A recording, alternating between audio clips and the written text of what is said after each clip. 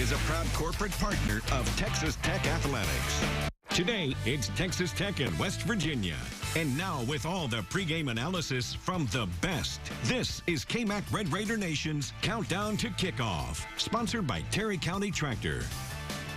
Good morning and welcome into Red Raider Nation's Countdown to Kickoff. David Collier alongside Eric Kelly this morning as we get you ready for Texas Tech.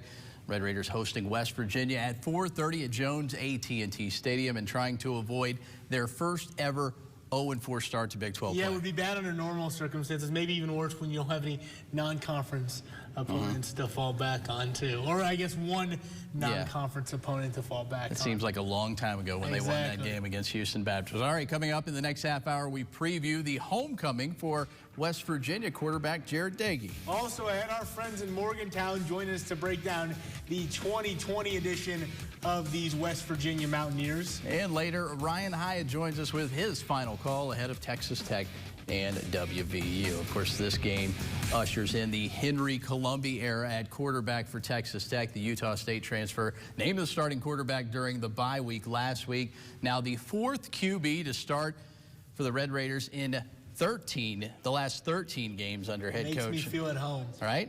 Colombi has appeared in 13 games, actually. For Wells, either here at Texas Tech or in Logan, Utah, with the Aggies throwing for 819 yards and 5 touchdowns in those games while completing more than 75% of his passes. But all of that did come off the bench.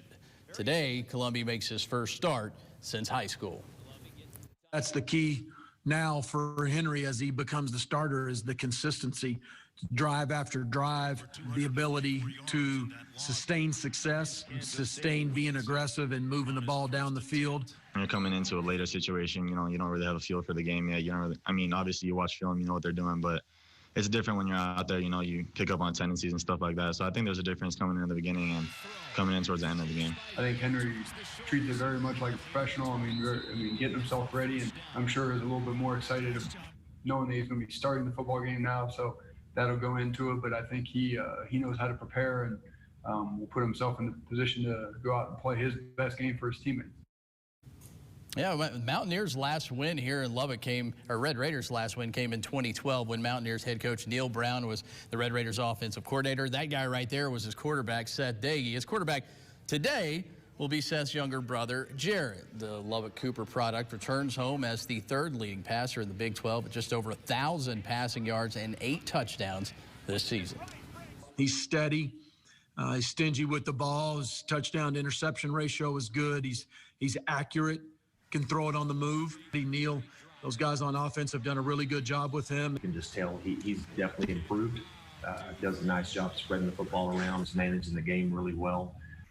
Just seems to be very under control. When I was a little kid going to the game, I threw my fair share of tortillas down on the field, and I'm excited just to go home and play in front of a lot of my friends and family. It's going to be exciting.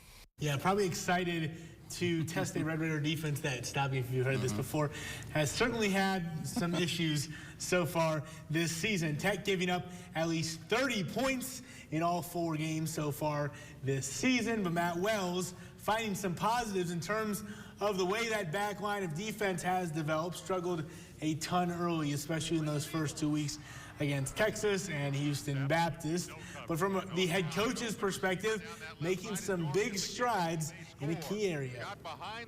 We've been doing a better job there of not letting balls go over the top of our head. But I think sometimes that also comes at the expense of a run game where the run fits aren't as tight. We don't have the edge on the defense, and we've kind of oozed, if you will, playing defense and giving up too many rushing yards really in the first 3 weeks. So that's something that I think we have to look at. What are we doing well and keep doing it in the secondary, but we got to be able to fit the run a whole lot better as we move forward, especially in this next kind of 4-game tier before the next bye week. Hopefully they address some of that in the bye week. As David mentioned, Red Raiders still winless in Big 12 play. Been close in a few, but in the end, this is a result-based business. Also doesn't help that they're already coming off a season in which they finished tied for last in the Big 12. With any losing streak comes frustration from all directions, and while he doesn't seek it out per se, Matt Wells and company certainly aware that the slow start out of the gate isn't acceptable in anyone's eyes.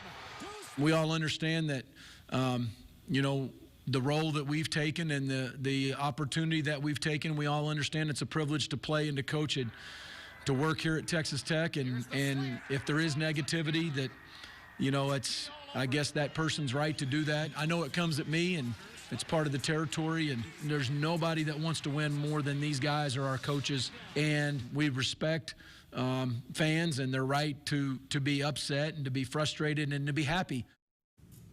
Hopefully they're happy after this one, right? Yeah, sounds like us whenever we break out our headlines. We respect your right to hate them.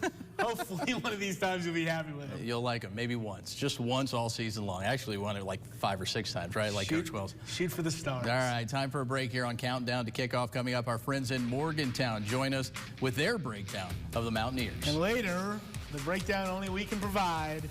Yep, it's board games. Whether you want it or not.